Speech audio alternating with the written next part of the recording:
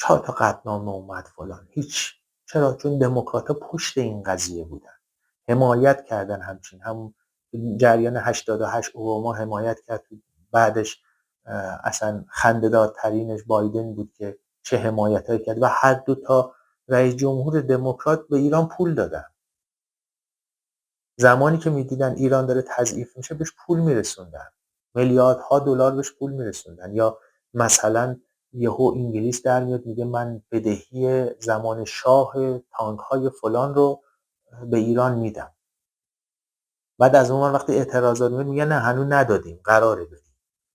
خب نیازی نیست این کارا رو بکنید. شما اصلا میشه طلا دلار فلان بزنید تو هواپیما ببرین توی فرودگاه ایران پیاده کنید، خب کسی متوجه نمیشه. اصلا نیازی نیست این همه داستان کنه. خب از یه طرف هم شبکه‌های خبری که خودشون به وجود آوردن یا شبکه‌های تفریح و سرگرمی که ما می‌بینیم با رنگ‌های مختلفی سبز شدن، خب اینا هدف دارن. کسی دلش برای ایران نسوخته که بیاد میلیون‌ها دلار یه شبکه خبری رو بزنه که بخواد مثلا بگی که آره آزادی تو ایران نیست. خب همه می‌دونیم نیست، تو چرا این همه رفتی هزینه کردی؟ یا می‌خوای صدای ما رو برسونی، ما صدامون رو توی مثلا اینترنت هم میرسونیم، چه نیازی به شما هست اصلا؟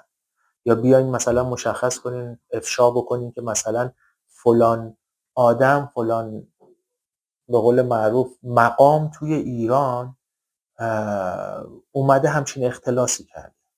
اصلا حرفای خنده‌دار.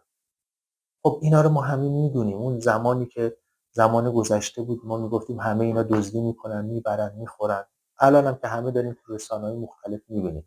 یا آدمای معمولی یا کارشناسای اقتصادی میان میگن، حالا بعضیشون هدفدار میگن، بعضیشون وابستن به خاطر اینکه مثلا مثل عربستان چهره ایران رو عوض بکنن. یهو شب بخوابیم صبح بلند شیم یکی دیگه بیاد بگه آقا من آره دقیقا مثل عربستان بیاد بگه که من آدم جدیدم میخوام اصلاحات بکنم، اصلا حجاب رو نمیخوایم، اون رو نمیخوایم، دلار بیاد پایین و باز این سیستم ادامه پیدا کنه همونجور که سیستم عربستان ادامه پیدا کرد. نه آدم فریب نمیخوره. مردم باید نگاه کنه این همه جنایتی که شده کی داره حمایت میکنه. حالا اون جنایتکار مشخصه، همیشه به هر حال یه دزدی هم که میره یه جا دزدی میکنه بعد اون اموال یه جا بفروشه. اون اصل کار اونه، اون اصل کاری رو باید بگیریم که به نظر من غربی ها هستن با حمایت های الان داریم میبینیم واضحی که دارن میکنن. دولت اوباما بود واضح حمایت کرد و در پایانش به ایران پول داد و بعدش اومد عذرخواهی کرد که من نباید اون پول رو میدادم. مثل داستان کارتر که انقلاب تو ایران به وجود آورد و بعد حالا ریگان اومد گفت مثلا این اشتباه کرده نباید این کارو میکرده. خیلی اینا بازیه بیشتر، وگرنه خودشون میدونن که چی کار دارن میکنن و حتی بعدش هم پیش بینی کرده بودن که باید ایران چند دهه توی بدبختی باشه، افغانستان باید چند دهه توی بدبختی باشه. حالا افغانستان فجیع‌تر، ایران یه مدل دیگه، چون به هر حال آدما توشون متفاوت ترن. ولی 98 هم همچین اتفاقی افتاد، باز اتفاقی نیفتاد. تنها زمانی که ایران داشت نابود میشد به معنای واقعی ایران که میگم منظورم جمهوری اسلامیه،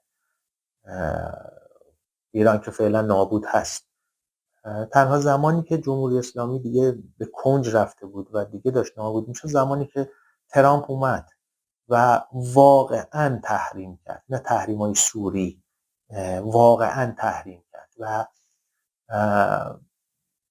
داشت به نتیجه میرسید که بعدش بازی کرونا شروع شد و بعدش اون انتخاباتی که 2020 که تو آمریکا اتفاق افتاد و الان که ترامپ تو سال 2025 اومده یواش یواش به نظر من اسناد اون زمان رو میکنه و ما خیلی اسناد و اون زمان اون 4 سالی که بایدن بود اوج سانسور رسانه‌ای بود توی کل دنیا و اونجا مشخص میشد که حقوق بشر و آزادی بیان توی حبابی هستن که در اختیار یه عده‌ایه و بیشتر ازش به عنوان ابزار استفاده میکنن.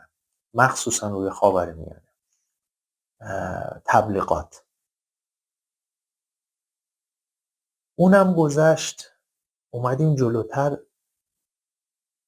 داستان مهسا به وجود اومد به خاطر حجاب، که کلا از نظر من یه آدم معمولی، یه آدمی که داره رسانه‌های اجتماعی رو نگاه میکنه، نه تحلیلگر پولی شبکه‌ها هستم نه چیزی، یه انسان معمولی که داره نگاه میکنه، داستان حجاب یک داستان، یه بازی سیاسیه، نه عقیدتی یا مسائل دیگه. یه بازی سیاسی که باید باشه، چون اکثر اتفاقاتی که تو ایران یا خاور میفته باید خوراک رسانه‌ای باشه. یعنی شما باید به این رسانه‌هایی که دارن میلیون دلار خرج میکنن باید یه خوراک رسانه‌ای بدید. نمیتونیم بگیم همه جای دنیا خوبه، همه تو صلحن، خب دیگه اینا چی رو میخوان پخش بکنن؟ کاش خوبی ها رو پخش میکردن به جای بمب و جنایت و تیر و بچه کشی و یا چیزایی دیگه. کاش میومدن میگفتن اینجا پیشرفت کرد مثل دوران شاه، شاه حقوق زنا رو آورد، شاه توسعه کرد، حالا من براتون خوندم توسعه اقتصادی کرد، فلان کرد، اون همه اعتبار داشتیم، اینا رو پخش میکردن. نه اینکه بیان بگن که به صورت خیلی مسخره آزادی بیان تو ایران نبوده. یعنی که یه عده‌ای میخواستن انقلاب کنن، اون موقع اجازه نمیدادن بهشون انقلاب کنن، میگفتن آزادی نبوده. با آدمایی که به صورت چریکی سازماندهی شده بودن توسط MI6 و به قول معروف CIA آمریکا و سازمان اطلاعات فرانسه. مشخصه اینا رو آماده کردن، آوردن تو ایران، اون داستانا رو به وجود آوردن و یه انقلابی درست کردن و بعدش هم به خاطر اینی که حالا از بحث نیام بیرون، ولی خب وسطش میخوره بحثا به هم، بعدش هم به خاطر اینکه لو نرن، قضیه لو نره، گفتن خب حالا بیاین تو سفارت ما هم حمله بکنیم که این داستانم از نظر من اینجوریه، این داستانم یه خورده فردا نگن آمریکا اومده دخالت کرده، بیان بریزین تو سفارت منو 4 تا گروگان بگیریم فلان. و سوال اینجاست که میگن اگر تو سفارت کشوری شما برین حمله کنین فلان، نگاه به خاک اون کشور حمله کردین. خب چرا آمریکا حمله نظامی به ایران نکرد وقتی سفارتش حمله شده، گروگان هم گرفتن، بعد بیان مذاکره بکنن، مگه همچین چیزی داریم؟ مثلا خنده داره. این نشون میده که یه سازمانی، چون چند سال بعدش هم اینا ریختن خیلی راحت هماهنگ شده، ریختن تو سفارت انگلیس، تو سفارت عربستان، اینو شکوندن اونو شکوندن. اینا به خاطر اینکه مردم باور بکنن یه همچین چیزایی هست. هر موقع جمهوری اسلامی اقتدارش رو از دست میده باید یه اتفاقی بیفته که اون کسایی که مثل پرنده هست میریزه ازش، دارن میریزن، جایگزین بیاد. یعنی اینکه آقا اونا نریزین، آقا شما حواستون باشه، ما ببین حمله کردیم به سفارت انگلیس، قاب عکس فلان شکوندیم، حمله کردیم فلان. نه، اینا سازماندهی شده است، اینا برنامه‌ریزی شده، هماهنگ شده است. مثل داستانی که قاسم سلیمانی رو زدن، بعد از اون ور میخواستن حالا یه جوری اقتدار خودشون رو نشون بدن، چون همه میگفتن چی شد چی شد، جواب کجاست. گفتن خب آقا پایگاه تو خالی کن، ما 2 تا موشک بزنیم. خب دیگه این شده جوک برای هم اکثریت مردمی که حالا دارن به این چیزا نگاه میکنن از دور و دارن میشنون و همیشه سازماندهی شده است. پس شما به جای اینکه دنبال سر مار تو ایران بگردین، سر مار بیشتر توی واشنگتن و توی لندن و توی پاریس، بیشتر اونجاها میتونین برین بگردین دنبالش و زیر مجموعه های اونا، وگرنه بقیه عروسک خیمه شبازی اینان، ولی خب قربانیان همیشه مردمن.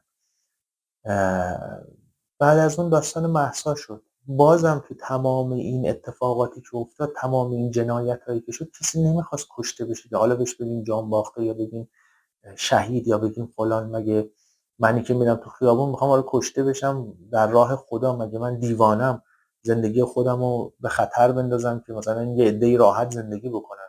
همچین تفکری بازم تفکرات افراطی آدمای دیگه است، همون آدمایی که برای کشورها مرز تعیین میکنن و یا مجبور میشن مرز تعیین کنن. و هیچ کدوم اینا، نه مهسا دوست داشت بمیره، اومده بود تو تهران، رفته بوده گرفته بودنش و از بین بردنش. حالا خواسته نمیخواسته از این دنیا بره. هیچ کدوماشون نباید از این دنیا میرفتن. اینا سرمایه های مملکت بودن، ولی خب شدن بازیچه دست غربی‌ها که بتونن از اینا به عنوان بازی حقوق بشر و بازی آزادی و اینجور چیزا استفاده کنن. ولی هنوزم که هنوزه دارن با جمهوری اسلامی کار میکنن، میشینن سر یه میز. مگه داریم همچین چیزی؟ مگه اتفاق میفته که تو یه جنایت به این وسعتی انجام بدی، اونم هر 10 سال یه دفعه، و این آخریا دیگه فشردش کردن که حالا یکم بیشتر بشه، هر 10 سال یه دفعه این همه انسانو بکشی، انسانی که نمیخواستن، بازم تکرار میکنم، نمیخواستن کشته بشن، میخواستن زندگی بکنن و لذت ببرن. چون هدف ما از زندگی لذت بردن از زندگی. هدف دیگه ما تو زندگی نداریم. هدف این نیست که حالا مثلا من درس بخونم، من به فلان جا برسم. نه، اینا همه ابزارن. هدف اصلی لذت بردن از زندگی. خب کسی که میخواد از زندگی لذت ببره نمیاد که بگه آقا بیاین منو بکشین که بعداً به من بگین شهید. نه، اینا بازیه. هیچ کدوم این بچه‌ها حقشون این نبود که کشته بشن و هیچ کدوم این بچه‌ها نمیخواستن کشته بشن. اینا قربانی‌ان و کشورهای غربی باید به این جنایاتی که مرتکب شدن پاسخ بدن. اینی که هنوز میخوان با جمهوری اسلامی گفتگو بکنن، اصلا یه چیز خنده‌داریه. مگه میشه این همه جنایت رو کنار گذاشت؟ همون جنایتایی که عربستان کرد، حالا اونو گذاشتن کنار. عربستان به اندازه اینا جنایت آشکار نکرده، جنایت پنهان شاید کرده باشه، ولی جنایت آشکار به اندازه اینا نکرده که حالا شما به خاطر اینکه یه ذره موت مشخص باشه بیای بیرون و جونت از بین بره. و بعد از اون آدمایی که اعتراض کردن به این داستان به وسعت کشته بشن. اصلا یه چیز عجیبیه. یعنی آدم وقتی فکر میکنه به این که آقا این همه جنایت شده، خب دیگه این کشور باید از بین بره، این حکومت باید از بین بره، این کشور باید نوسازی بشه، این کشور باید مثل باغچه‌ای که بیل میزنن یه بار باید بیل بخوره که سیستم عوض بشه. نمیشه اینا باشن. اینا جنایت انجام دادن. به زبان ساده اینا جنایت انجام دادن. من قبلا هم با هم دیگه صحبت کردیم، بهت گفتم نمیشه مثل عربستان تغییر داد. مثلا نمیشه همچین کاری کرد. الان سیستمشون اینه، میخوان یه کاری بکنن که حالا شبیه عربستان رو پیاده بکنن، یه کسی رو بیارن بگن آقا اینجوری. بازی داخلی و خارجی حجاب که اصلا مضحک‌ترین بازیه، که اصلا دغدغه مردم حجاب نیست. حالا هر کسی دوست داره هر جور دوست داره بپوشه و یکی چه میدونم، حالا من خودم شخصا مخالف روسری و چادر هستم، چون کسی که این کار انجام میده یعنی اینکه میخواد متفاوت باشه با مردم، یا اینکه بگه که خودشو بپوشونه، یعنی افکارشو بپوشونه و بگه که من نباید تو معرض دید باشم. و قاعدتا افراطیگری میاد و میگن آقا اونایی که آزادن حتما خیلی کارا میکنن، اونایی که حجاب دارن هیچ کاری نمیکنن. نه، اینا بازیه، اینا اعتقاد نیست. اگر اعتقاد بود یه آزادی میدادن هر کسی خودش انتخاب بکنه و حداقل اونایی که دارن چادر روسری سرشون میذارن یواش یواش میفهمن آقا دنیا سر کارت گذاشته. تو اگر میخوای پیشرفت بکنی کسی دیگه به این چیزا فکر نمیکنه، به اینی که آقا طرف چی پوشیده، چی هست، دختره، پسره. نه، اینا میخوان جدا بکنن، اینا میخوان جنسیت ها رو بیارن و نابرابری به وجود بیارن. یعنی اصل حالا اصول اخلاقی که ما میدونیم که یکیش برابریه، اینا میخوان از بین ببرنش. و این حجاب یه بازیه، حجاب در کل یه بازی که از داخل و خارج داره، برای اینکه زمان بخرن دارن این کار رو انجام میدن که بعد بتونن از این به عنوان یه برگ برنده استفاده بکنن. یه برگی که بیان بگن که خب حالا ما حجاب رو از این بردیم، همه چی از این. ایران نمیتونه مثل عربستان بشه. ایران باید در کل تغییر بکنه. همون حرفی که آدمایی که اومدن تو خیابون زدن گفتن، ما آزادی رو به معنای واقعی میخوایم. این سیستم، این حکومت، این رژیمی که وابستگی شدید پشت پرده به کشورهای غربی داره،